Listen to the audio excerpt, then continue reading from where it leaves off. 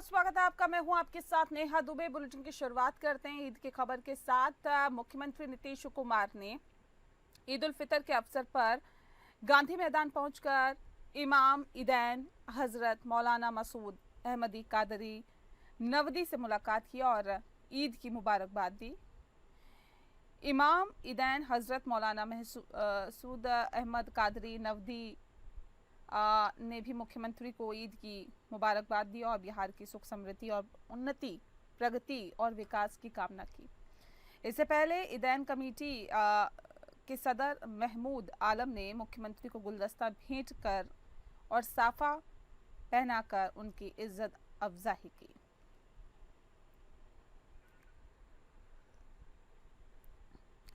ज्यादा जानकारी के साथ मोहम्मद दानिश हमारे संवाददाता सीधे हमारे साथ जुड़ गए हैं फोन लाइन पर। मोहम्मद दानिश, जानना चाहेंगे मुख्यमंत्री नीतीश कुमार ने ईद की मुबारकबाद दी। इस अवसर पर वो बताया ये भी जा रहा है कि इमाम ईदैन हजरत मौलाना मसूद अहमद कादरी से भी मुलाकात उन्होंने की। क्या कुछ रहा इस मुलाकात के दौरान?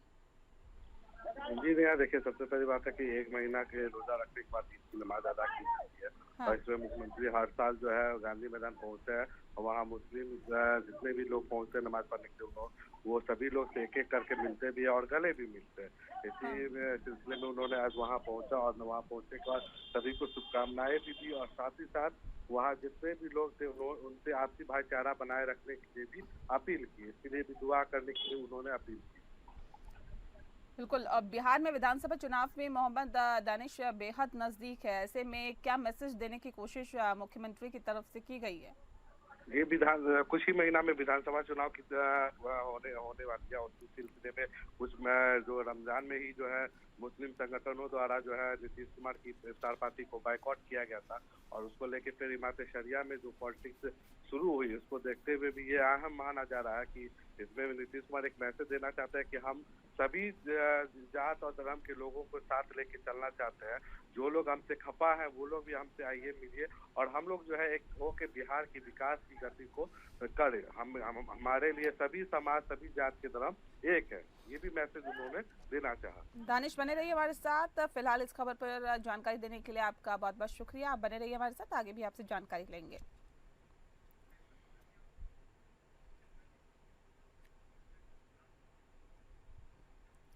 और अगली खबर का रुख करते हैं। प्रशांत किशोर किशनगंज पहुंचे। बता दें आपको कि ईद के दिन मुसलमानों को बधाई दी गई। चुनावी साल में मुस्लिम बहुल आबादी वाले किशनगंज में ठीक ईद के दिन जन स्वराज पार्टी के संस्थापक प्रशांत किशोर सुबह सुबह ईद के नमाज के समय किशनगंज पहुंचे। शहर के अंजुमन इस्लामिया में ईद की नमाज के बाद उन्होंने मुस्लिम समुदाय के लोगों से मुलाकात की और उन्हें ईद की बधाई दी। ईद की नमाज के बाद उन्होंने मुस्लिम समुदाय के लोगों से मुलाकात की और बधाई दी। साथ ही मौके पर प्रशांत किशोर ने कहा कि ईद के लिए किशनगंज में लोगों को मुबारकबाद देने आया हूं। वक्फ बिल में हम लोगों का स्टैंड क्लियर है, हम लोग इसके खिलाफ है और देश के लोगों के साथ वादा खिलाफी नहीं होनी चाहिए। मुसलमानों के साथ किए गए वादे पूरे होने चाहिए। जिन वर्गों को तकलीफ है वो उनके लिए बिना कानून नहीं बनना चाहिए और किसानों का कानून बनाया, जब उन्हें स्वीकार नहीं है तो कानून वापस लिया जाए। वहीं मुसलमानों को कानून स्वीकार नहीं तो वक्फ बिल को वापस लेना चाहिए। उन्होंने कहा कि पिछले कुछ वर्षों में नीतीश सरकार का इकबाल खत्म हुआ और जब सरकार का इकबाल खत्म हो जाए तो सोचना चाहिए कि कुछ अफसर सरकार चला रहे हैं। नीतीश कुमार भी मानसिक तौर पर थक गए हैं। रोजाना जो खबरें आ रही हैं तो जनता देख रही है। जब नीतीश कुमार खुद से फिट नहीं है तो जबरदस्ती 23 करोड़ लोगों पर भाजपा वालों ने इन्हें बैठा रखा है।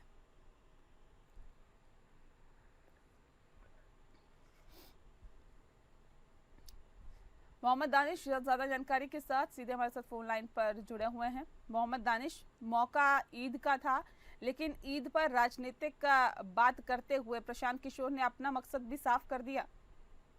जी भैया, देखिए सबसे बड़ी बात है कि जो किशनगंज एरिया है वो मुस्लिम बहुमत क्षेत्र और जो उस एरिया में पिछले विधानसभा चुनाव में देखा जाए तो 5 सीट एएमआई ने जीती थी, जो बाद में वो आरजेडी में 4 विधायक जो है आरजेडी में शामिल हो गए थे। तो वो मुस्लिम के बहुत बड़ी आबादी की क्षेत्र है वो, तो इसलिए वहाँ ईद के समय पर प्रशांत किशोर वहाँ पहुंचे थे।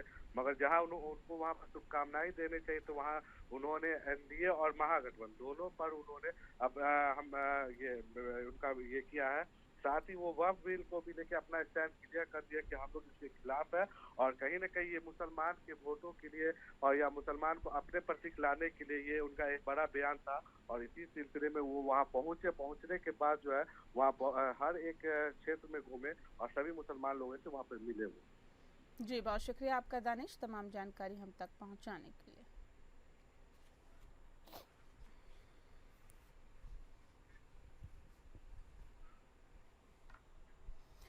और अगली खबर का रुख करते हैं भागलपुर से। अगली खबर, जहां पर ईद के मौके पर सुरक्षा चाक चौबंद कर दी गई। चप्पे चप्पे पर पुलिस की पैनी नजर देखी जा रही है। पूरे धूमधाम के साथ देश में ईद उल फितर का त्योहार मनाया जा रहा है और इसी सिलसिले में भागलपुर और भागलपुर के आसपास के सभी ईदगाहों में मुस्लिमों ने नमाज अता की और देश प्रदेश की तरक्की, अमन और शांति की दुआ मांगते हुए सबों ने एक दूसरे को गले मिलकर बधाई दी। वहीं छोटे छोटे बच्चे नए कपड़े और मिठाइयां पाकर काफी खुश दिखाई दिए। भागलपुर और भागलपुर के आसपास के सभी मस्जिदों में सुबह से ही नमाज अता करने के लिए बच्चों, बुजुर्ग, जवान, नौजवान सबों की भीड़ लगनी शुरू हो गई थी। ईद के इस त्योहार के दिन किसी तरह की खलल पैदा न हो, जिसको लेकर जिला प्रशासन काफी ज्यादा मुस्तैद दिखाई दिया। सुरक्षा के पुख्ता इंतजाम दिखाई दिए। नमाज अता करने वाले हर जगहों पर पुलिस बल की तैनाती की गई थी। भागलपुर पुलिस द्वारा सीसीटीवी कैमरे और ड्रोन से भी सभी जगहों पर पैनी नजर रखी गई।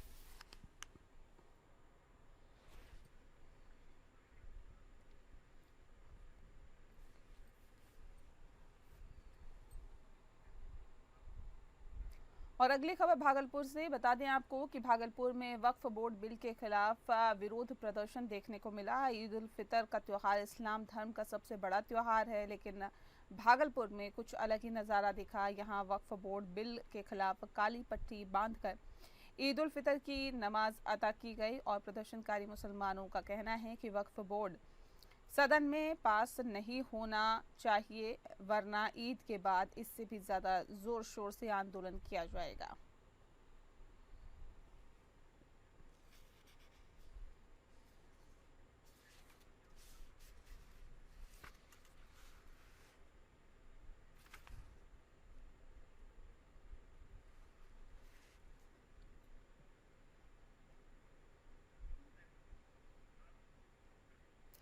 और अगली खबर का रुख करते हैं। अगली खबर फिर से भागलपुर से आ रही है। बता दें आपको कि राष्ट्रीय स्वयंसेवक संघ द्वारा नव वर्ष प्रतिप्रदा उत्सव के उपलक्ष्य पर भागलपुर महानगर में पथ संचलन कार्यक्रम का आयोजन किया गया।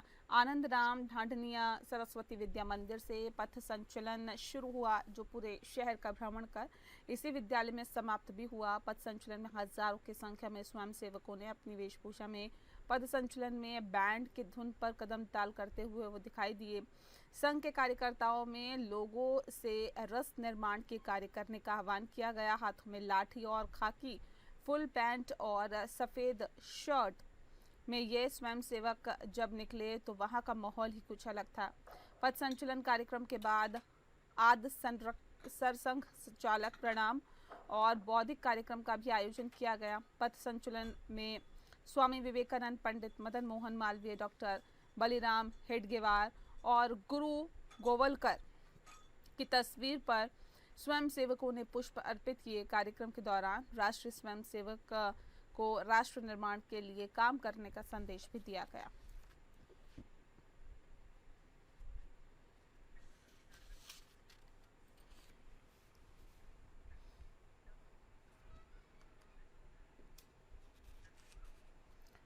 और अब बात करते हैं झारखंड की राजधानी रांची की। रांची में ईद उल फितर के मौके पर देश भर में नज़ारा कुछ अलग ही दिखाई दिया। हरमो ईदगाह में की जा रही ईद उल फितर की नमाज अता की गई। बड़ी संख्या में मुस्लिम धर्मावलंबियों ने ईद की नमाज पढ़ी और ईद एक धार्मिक पर्व ही नहीं बल्कि आपसी भाईचारे और प्रेम का प्रतीक भी है। एक माह रोज़ा रखकर इबादत करने के बाद आज शुक्रिया अदा करने का दिन है।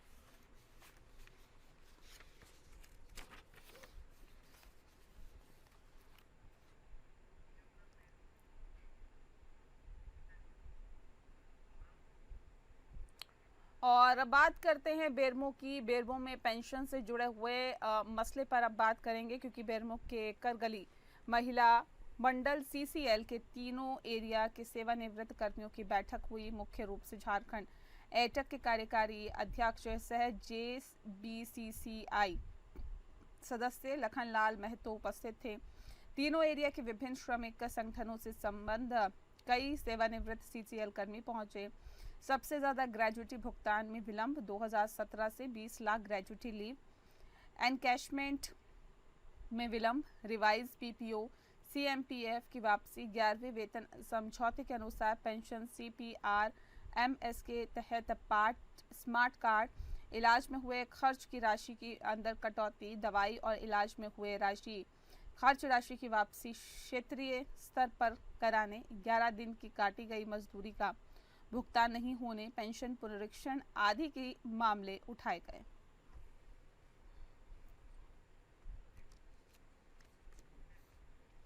खबरों में आगे बढ़ते हैं और बात करते हैं छत्तीसगढ़ की। छत्तीसगढ़ में प्रधानमंत्री नरेंद्र मोदी ने छत्तीसगढ़ वासियों को सौगात दी है। बता दें आपको कि पीएम मोदी ने छत्तीसगढ़ को 33,700 करोड़ रुपए की कई परियोजनाओं की सौगात दी है। इस मौके पर मुख्यमंत्री विष्णुदेव साय ने कहा कि 3 करोड़ छत्तीसगढ़ वासियों के लिए मौका बहुत ही खास है, ऐतिहासिक रहा है। यशस्वी प्रधानमंत्री नरेंद्र मोदी जी ने हमारे प्रदेश को 33,700 करोड़ रुपए से अधिक की बहुआयामी परियोजनाओं की सौगात दी है। इस पुनीत कार्य के लिए समस्त प्रदेशवासी आदरणीय प्रधानमंत्री का हृदय से आभार एवं अभिनंदन करते हैं। वहीं उन्होंने कहा कि हमारी नई आत्मसमर्पण एवं पुनर्वास नीति 2025 का परिणाम है कि बीजापुर जिले में कुल 50 नक्सलियों ने सुरक्षा बलों के सक्षम आत्मसमर्पण किया। पहली बार इतनी बड़ी संख्या में नक्सलियों द्वारा आत्मसमर्पण किया जाना ऐतिहासिक है। इस महत्वपूर्ण कामयाबी के लिए सुरक्षा बलों को बहुत बहुत बधाई।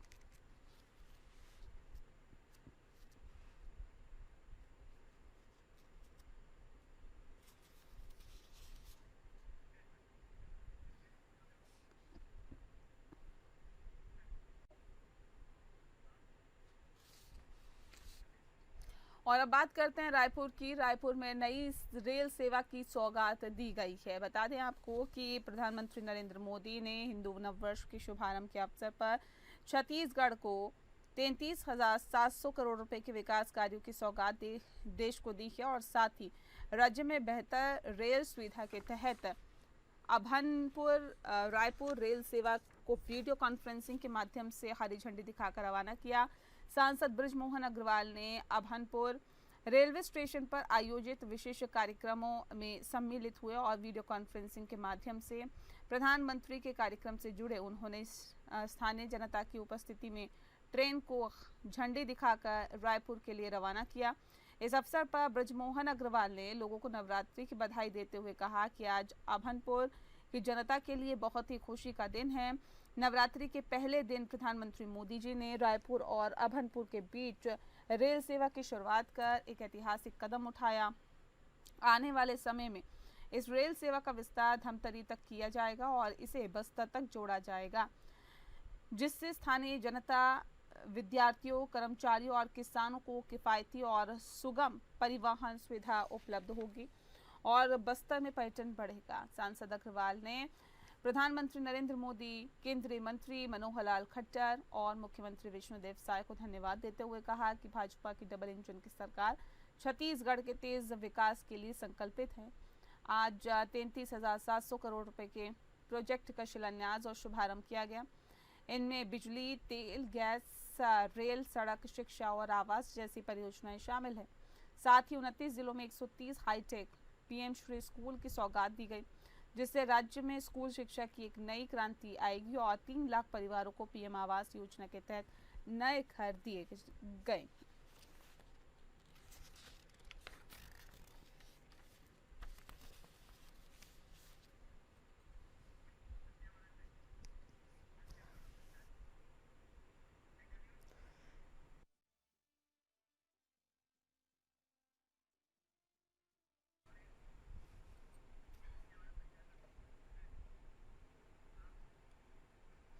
और अब बात करते हैं दंतेवाड़ा की। दंतेवाड़ा में पंचायत सचिवों की अनिश्चितकालीन हड़ताल विगत 17 मार्च से जारी है। अब सरपंच संघों ने भी पंचायत सचिवों की हड़ताल को अपना समर्थन दिया है। नियमितीकरण, शासकीकरण संबंधी एक सूत्रीय मांगों को जायज ठहराया है। सरपंच संघ की दंतेवाड़ा ब्लॉक इकाई ने शनिवार को धरना स्थल दुर्गा मंडप में पहुंचकर सचिवों के आंदोलन को समर्थन दिया है। सरपंच संघ के ब्लॉक अध्यक्ष जोगाराम मरकाम और उपाध्यक्ष कविता भोगामी मटेनार, सरपंच सुरेंद्र भास्कर बालपेटा और सरपंच अकलबत्ती नाग सरपंच संघ के सचिव रवि तेलाम ने कहा है कि पंचायत सचिवों पर जितना कार्यभार और मानसिक दबाव रहता है, उसे देखते हुए शासन को नियमितीकरण, शासकीकरण की मांग को तत्काल पूरा करना चाहिए। अगर चुनाव से पहले मोदी की गारंटी में शामिल होने का भरोसा दिलाया गया था, तो गारंटी को झूठा साबित करने से बचाना चाहिए। चुनाव के बाद जब से नए सरपंच चुनकर आए हैं, तब से सचिव हड़ताल पर चले गए हैं। नए सरपंचों को काम करने और कुछ सीखने का मौका ही नहीं मिल पा रहा है। विकास कार्य पूरी तरह से ठप पड़े हुए हैं। आम जनता अपने काम के लिए भटक रही है। सरकार ने हड़ताल खत्म करने की पहल नहीं की तो सरपंच संघ भी सचिवों के समर्थन में हड़ताल शुरू करने पर बाध्य होगा। इस मौके पर पहुंचे सरपंच संघ की ओर से पदाधिकारियों के अलावा टेकनार सरपंच मनीराम भोगामी, सरपंच फांसी मीरा भास्कर, सरपंच बड़े कमेली, सरपंच करण तामो, सरपंच चंदेनार, सुमित्रा नाग, कवलनार, सरपंच सुनील नाग, पंडेवार, सरपंच लिंगू राम पदाम, चितालंका, सरपंच मुनि भास्कर और अन्य सरपंच भी मौजूद थे।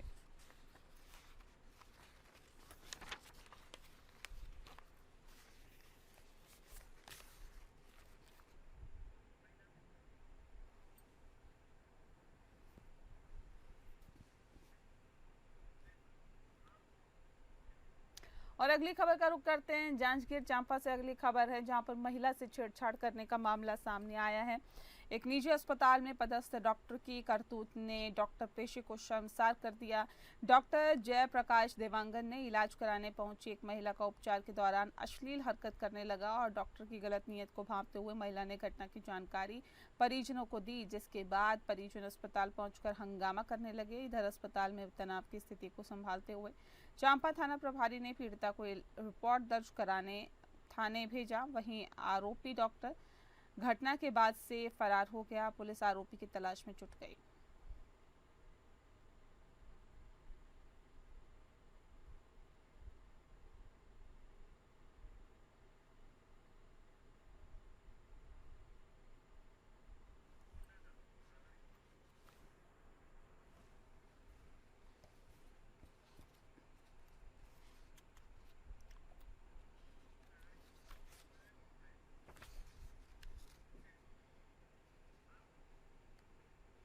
और अगली खबर का रुख करते हैं कोंडागांव से। अगली खबर जहां पर बताया जा रहा है कि कोंडागांव जिले के अंतर्गत कुम्हारी गांव के निवासी रामनाथ मरकाम ने अपने 23 वर्षीय पुत्र जयमन मरकाम के गुमशुदगी की रिपोर्ट पुलिस अधीक्षक कार्यालय में दर्ज करवाई।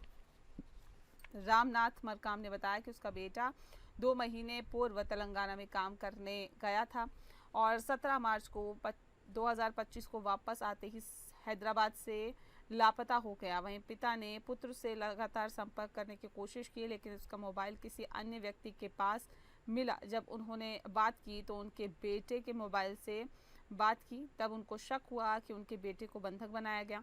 रामनाथ मरकाम ने कोंडागांव पुलिस अधीक्षक से अपने बेटे का पता लगाने में मदद की गुहार लगाई और बेटे को जल्द ही ढूंढने में उनकी मदद करें।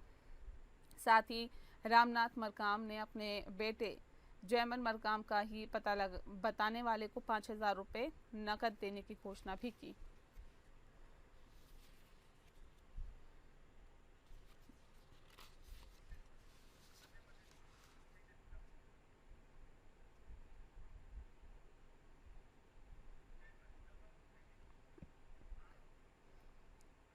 वहीं भिंड में नव वर्ष पर कई कार्यक्रम आयोजित किए गए। बताया ये भी जा रहा है कि ये कार्यक्रम काफ़ी ज़्यादा अहम बताए जा रहे हैं और इसी के साथ भिंड जिले में नव विक्रम संवत 2082 के साथ ही नववर्ष का आगमन हुआ है। जिले में जगह जगह स्थानों पर कई कार्यक्रमों को आयोजित किया गया।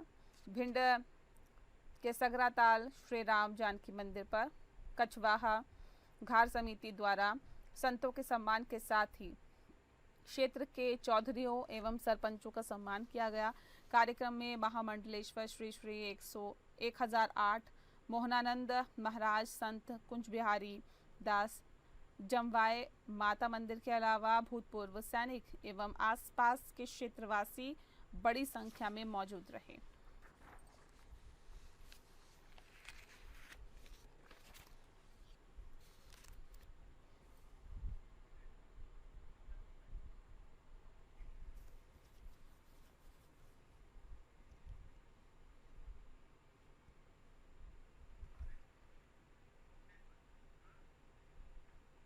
और अब बात करते हैं छतरपुर की। छतरपुर में रामनवमी के लिए निकाली जा रही प्रभात फेरी पर असामाजिक तत्वों ने जानलेवा हमला कर दिया। हमले में पार्षद प्रतिनिधि सुरेंद्र साहू समेत राहुल मिश्रा और संजू भूरा पुलिसकर्मी को गंभीर चोटें आई हैं। कोतवाली थाना क्षेत्र के बर्फ फैक्ट्री के पास की घटना बताई जा रही है। पुलिस मामले में जुट गई है, जांच की जा रही है। वहीं घायलों को जिला चिकित्सालय में भर्ती कराया गया।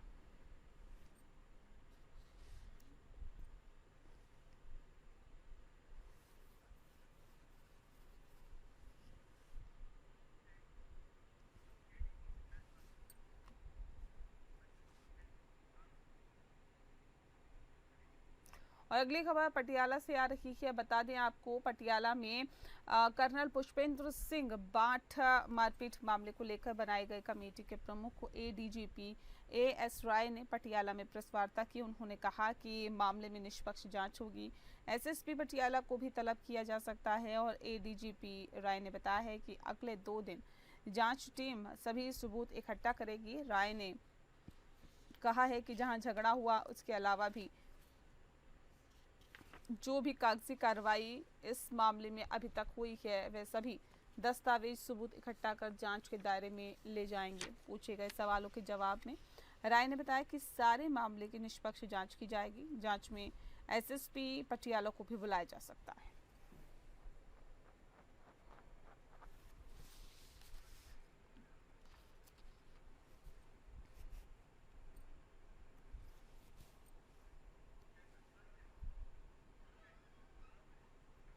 और इसी के साथ फिलहाल इस बुलेटिन में इतना ही। नमस्कार।